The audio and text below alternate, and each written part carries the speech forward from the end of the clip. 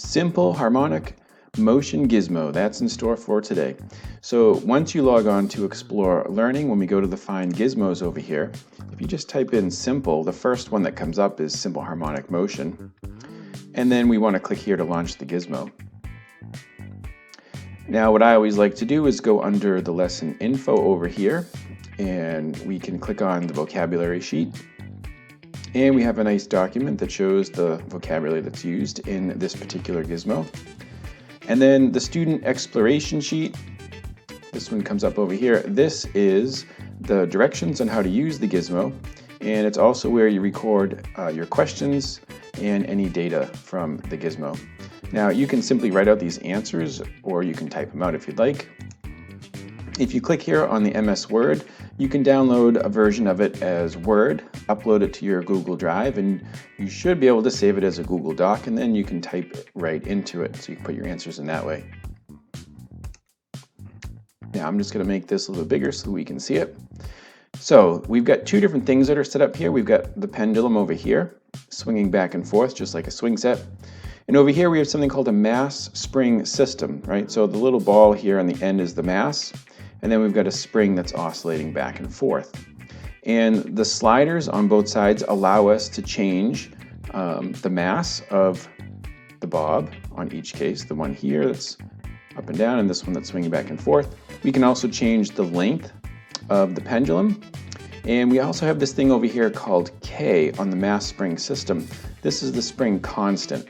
And this is just how stiff the spring is. So if we make this bigger, right now it's at 100 newtons per meter, but if we make it bigger like this, then it's more difficult to compress or stretch the spring. If we go the other direction like this, then it's easier for this spring to stretch and compress.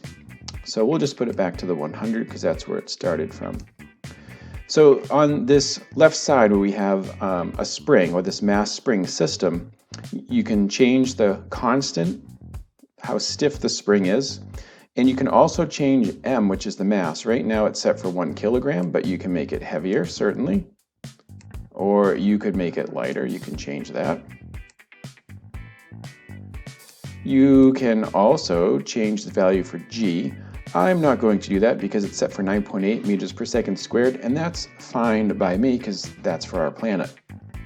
On this side over here, we can again change the mass of the pendulum bob as it's swinging back and forth.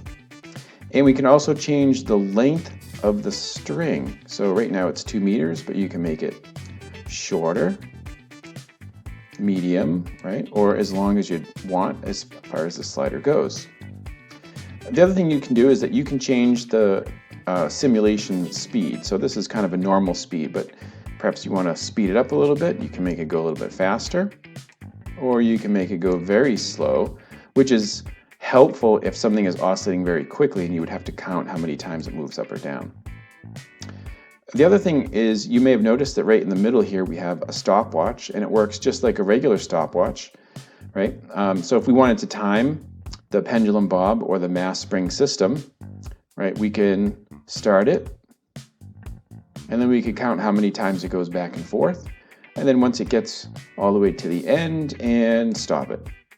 And so then we can record our time this way, and the other button on the other side resets it.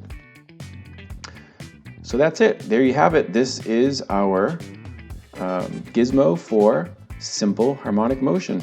For this particular one, we're only going to do parts A and B, right? So if you look at the exploration sheet, we've got activity A and we have activity B.